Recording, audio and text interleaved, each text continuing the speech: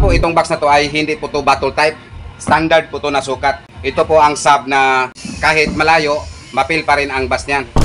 At hindi pa namin ito ipagpatuloy ang sound test nito, ay ipapakita ko po sa inyo kung ano po ang nakaload nitong dalawang MCBD15. So shout out po sa nag-order nito, Mr. Lito Hisman ng Katmon Norte ng Cebu. So ayan na po ang dalawang MCBD15 mo, sir.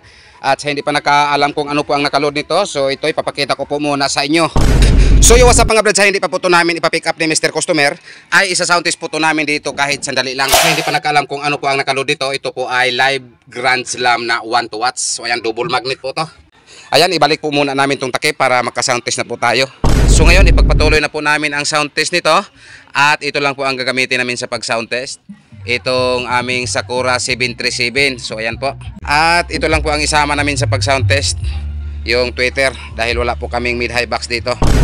At ito po ang gusto ni Mr. Customer. Gusto po niya palagyan ng JBL handle. At ito naka-aluminum corner guard. At ito dalawang speak on bawat box. So yan, kulay carrot. Shout out po sa nag-order nito.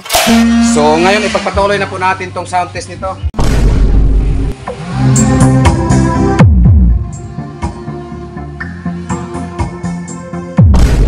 So itong narinig niyo kanina ng sound test ay wala po tong tweeter. So ngayon buksan ko yung tweeter.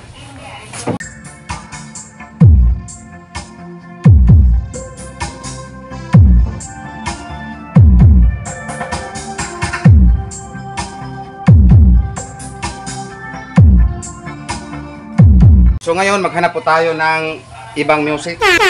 MC Cebu, the best of Zambales.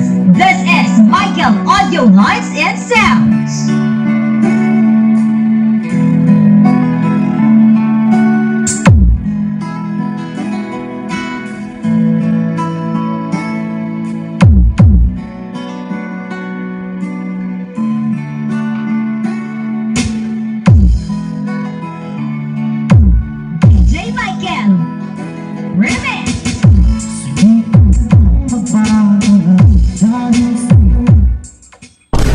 At ito po ang time na pinipick up na po ni Mr. Customer ang kaniyang in-order na dalawang MCBD15. So ayan, medyo gabing-gabi na po nung time nakarating po si Mr. Customer sa aming shop. So, at kinabukasan, nagpadala po siya ng kunting sound test dito sa amin. At nung kinumusta ko siya, ito po ang kaniyang reply.